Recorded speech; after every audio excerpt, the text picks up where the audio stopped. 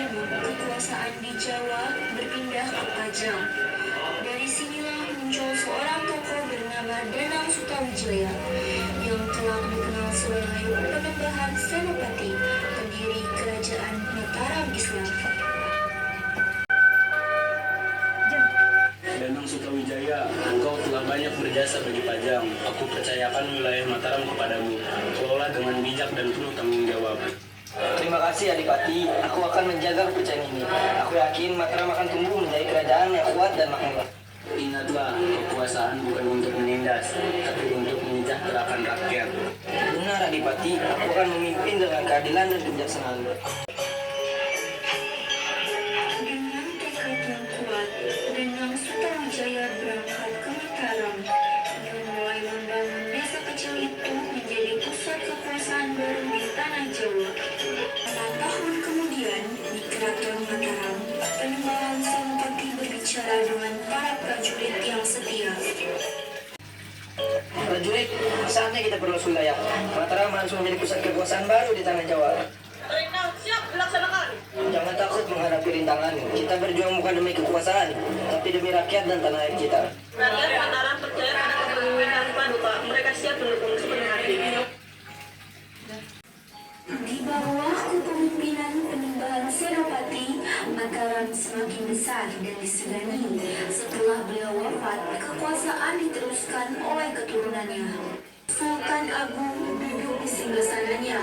Prajurit datang membawa kabar penting. Paduka Sultan, seluruh Jawa Tengah dan Jawa Timur kini berada di bawah kekuasaan Mataram. Hanya Batavia yang masih dikuasai VOC. Masih datang bukan untuk bersahabat, melainkan untuk menguasai tanah kita dan menguruk kekayaan Nusantara. Kita tak boleh diam. Sultan Agung, lebih baik kita berdagang secara damai. Tak perlu perlawanan yang sia-sia, bukan? Damai hanya akan tercipta jika ada keadilan. Kami tidak akan tunduk pada bangsa asing yang ingin menjajah. Mataram berdiri di atas kehormatan rakyat Jawa. Paduka, pasukan sudah siap untuk bergerak ke Papua diperintah.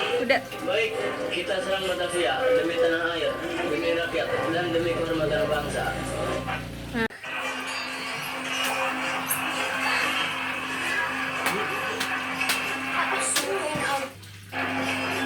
Sultan Agung memimpin 2 kali penyerangan besar ke Batavia.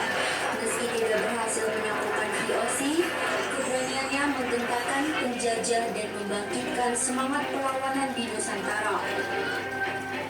Kerajaan Mataram Islam mencapai kejayaan di bawah Sultan Agung. Namun, seiring waktu, kekuasaan mulai melemah dan akhirnya terpecah menjadi 2. Kesultanan Surakarta dan Kesultanan Yogyakarta. Aku bangga karena Mataram pernah menjadi pusat kekuatan Islam dan kebudayaan di Jawa. Semangat persatuan dan keberanian Tuhan hidup dan Tuhan generasi keturunan ini. Dari Pajang hingga Mataram, sejarah kita adalah kisah perjuangan dan pembangunan.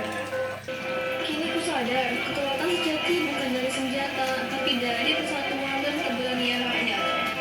Hidup Mataram, hidup Nusantara, semangat Mataram, semangat Mataram. Begitulah kisah Mataram Islam, kerajaan yang pernah menjadi simbol kejayaan, keberanian dan semangat juang rakyat Jawa. Jalan Kay. Itu kini hidup di hati kita semua. Ya, dah.